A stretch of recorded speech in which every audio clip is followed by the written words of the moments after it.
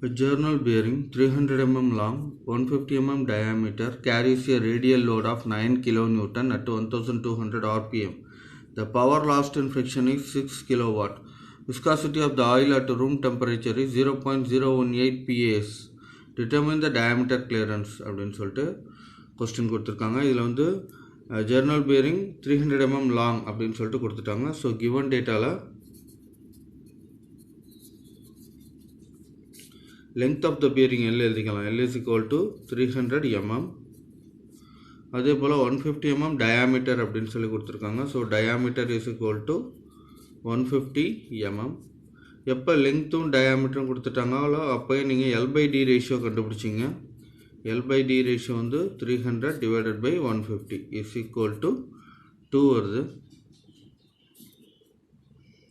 L/D ratio L வந்து 300, D வந்து 150, ரெண்டுத்தையும் அடித்தோம்னா 2 வருது நமக்கு. அடுத்ததாக ரேடியல் லோடு கொடுத்துருக்காங்க 9 kN அப்படின்னு சொல்லிட்டு. லோடு வந்து நம்ம கேபிட்டல் P அப்படின்னு சொல்லிட்டு சொல்லுவோம். 9 kN கொடுத்துருக்காங்க. நியூட்டனா மாத்திரம் இருந்தால் 1000ஆல் மல்டிப்ளை பண்ணணும். ஸோ 9 × 1000 போட்டிங்க அப்படின்னா 9000 வரும். 9000 நியூட்டனுக்கு மாறிடும். அடுத்தது 1200 rpm ஸ்பீடு கொடுத்துருக்காங்க. n is equal to 1200 rpm. Power last in friction கொடுத்துருக்காங்க.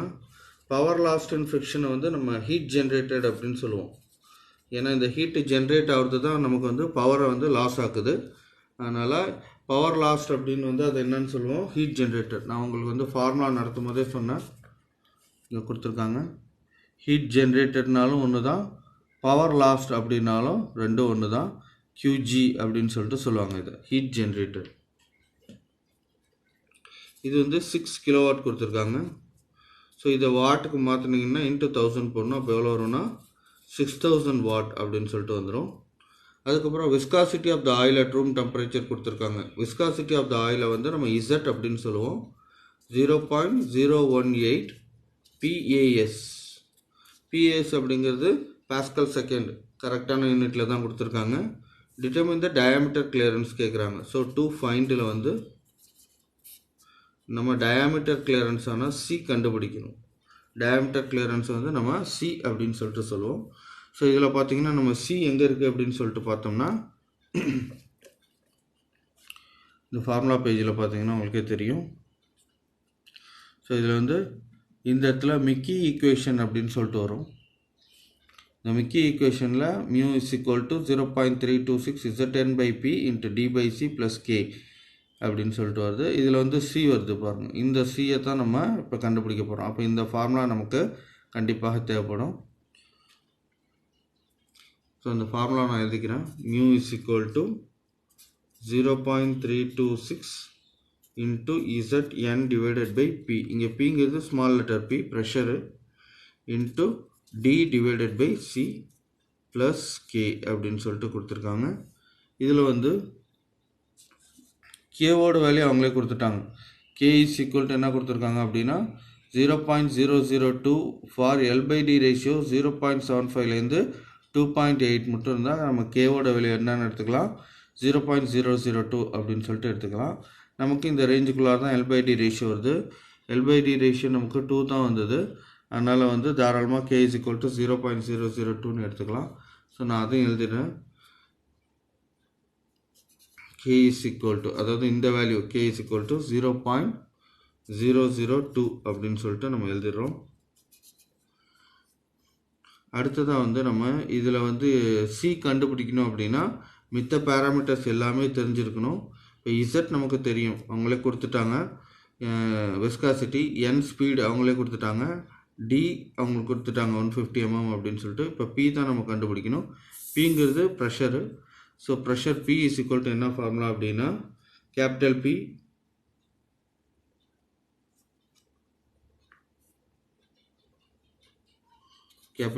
Divided by L into D into 10⁶ அப்படின்னு சொல்லிட்டு போடுவாங்க. ஸோ இங்கே எழுதியிருக்க அந்த formula pressure P is equal to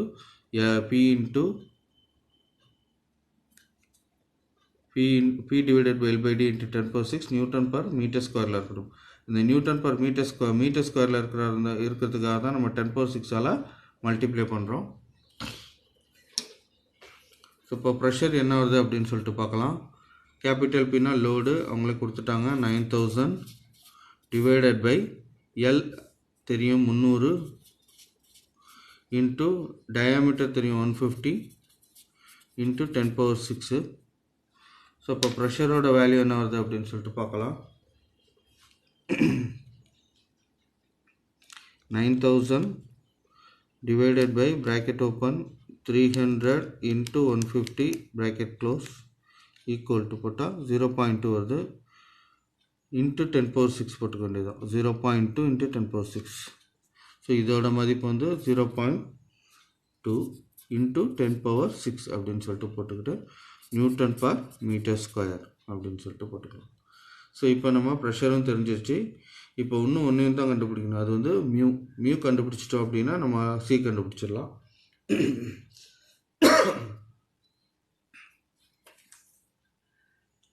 so மியூவோட value என்ன இதில் இருக்குது அப்படின்னு சொல்லிட்டு பார்க்கும்போது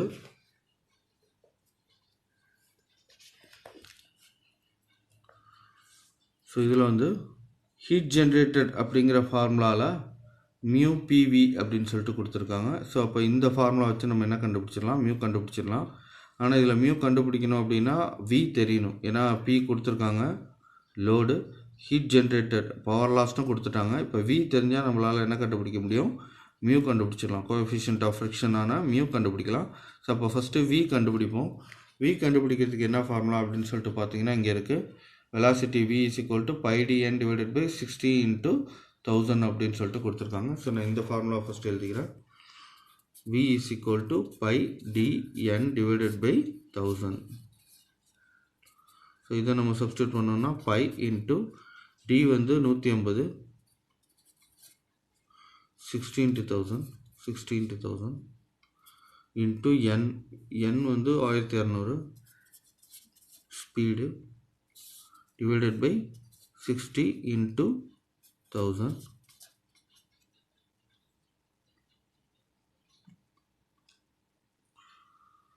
bracket open shift pi into 150 into 1200 bracket close divide bracket open 60 into 1000 equal to 9.425 வருது. 9.425 மீட்டர் பர் செகண்ட். இதான் வந்து வெலாசிட்டி. இப்போ நம்ம தாராளமாக இந்த ஃபார்முலா யூஸ் பண்ணலாம். இந்த QG ஃபார்முலா யூஸ் பண்ணலாம். Heat generator is equal to mu PV, அந்த ஃபார்முலா யூஸ் பண்ணிக்கலாம்.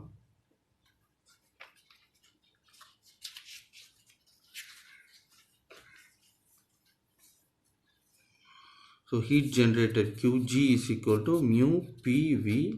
இதில் வந்து மியூ தான் கண்டுபிடிக்கணும். இப்போ பிவி இருக்கு இல்லையா, இதை வந்து நம்ம அந்த சைடு கொண்டு போயிடலாம். இதில் பிங்கிறது லோடு, ப்ரெஷர் கிடையாது, கேபிட்டல் பி. இது அந்த சைடு கொண்டு போயிட்டால் இது வந்து கீழே வந்துடும். அப்போ எப்படி ஆகிடும் ஃபார்முலா அப்படின்னா QG divided by P into V is equal to mu அப்படின்னு சொல்லிட்டு வந்துடும். ஸோ இதில் QG ஹீட் ஜென்ரேட்டட் அவங்களே கொடுத்துருக்காங்க 6000 வாட்டு டிவைடட் பை பிங்கிறது லோடு 9000 இன்ட்டு விங்கிறது வெலாசிட்டி இப்போ தான் கண்டுபிடிச்சோம் 9.425 இஸ் ஈக்குவல் டு என்ன வருது அப்படின்னு சொல்லிட்டு பார்க்கலாம்.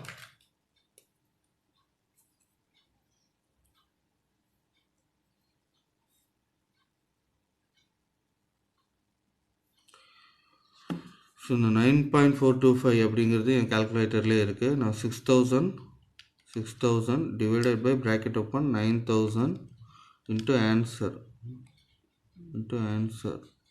bracket close equal to 0.0707 வருது. so mu is equal to 0.0707 அப்படின்னு சொல்லிட்டு வருது.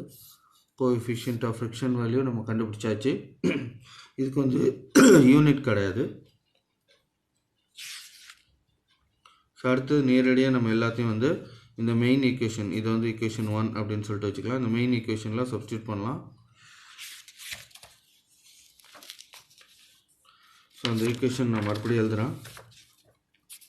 Mu is equal to 0.326 into Zn divided by P into D by C is plus K.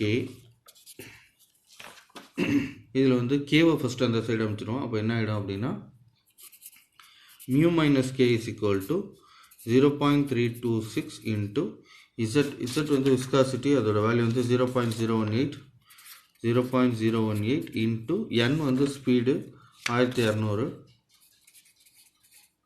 into D diameter வந்து 150 divided by P na pressure. So pressure இங்கே தான் கண்டுபிடிச்சோம் 0.2 into 10 power 6 0.2 into 10 power 6. இதோட value C தான் கண்டுபிடிக்கணும், அதனால் அது அப்படியே இருக்கட்டும். ஸோ இப்போ மியோட வேல்யூ எனக்கு தெரியும். மியூ வந்து 0.0707 மைனஸ் கேவோட வேல்யூ எனக்கு தெரியும் 0.002 இஸ் ஈக்குவல் டு, இதை நம்ம சால்வ் பண்ணலாம்.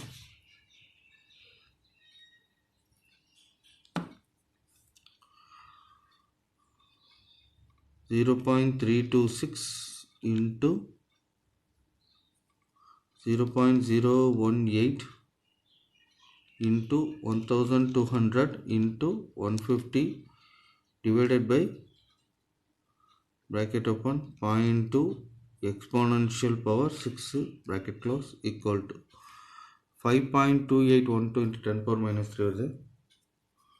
5.2812 into 10 power minus 3 divided by, இங்கே C இருக்குது, அதை இங்கே எழுதிப்போம். இது ரெண்டுத்தையும் மைனஸ் பண்ணால் என்ன வருது அப்படின்னு சொல்லிட்டு பார்க்கலாம்.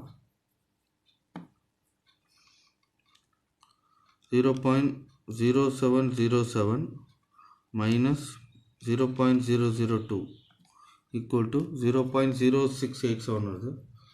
0.0687 equal to 5.2812 into 10 power minus 3 divided by C. இதோட வேல்யூ அப்படியே நான் இங்கே எழுதியிருக்கேன். இது ரெண்டுத்தையும் மைனஸ் பண்ணி இங்கே எழுதியிருக்கேன். இப்போ நம்ம C கண்டுபிடிக்கணும்னா C வந்து ஈக்குவல் டு தாண்டி போச்சுன்னா மேலே வந்துடும். ஏன்னா C டினாமினேட்டரில் இருந்தால் கண்டுபிடிக்க முடியாது. அதனால் C வந்து என்ன செய்யுங்க, ஈக்குவல் டு தாண்டி இந்த சைடு அனுப்புங்க. அப்போ இது வந்து இந்த இடத்துக்கு வந்துடும், இந்த நம்பர் வந்து கீழே வந்துடும், ரெண்டு ஒன்றுக்கு ஒன்று இடம் மாறிடும். அப்போ C is equal to 5.2812 into 10 power minus 3 divided by 0.0687 அப்படின்னு சொல்லிட்டு வந்துடும். அப்போ C இஸ் ஈக்குவல் டு எவ்வளோ வருது அப்படின்னு சொல்லிட்டு பார்க்கலாம். இந்த 0.0687 என் கால்குலேட்டர்லேயே இருக்குது. நான் 5.28 அது மட்டும் டைப் பண்ணும். Bracket 5.2812 exp minus 3 bracket close divided by answer equal to 0.0768 வருது. 0.0768 mm. இதான் வந்து diameter clearance.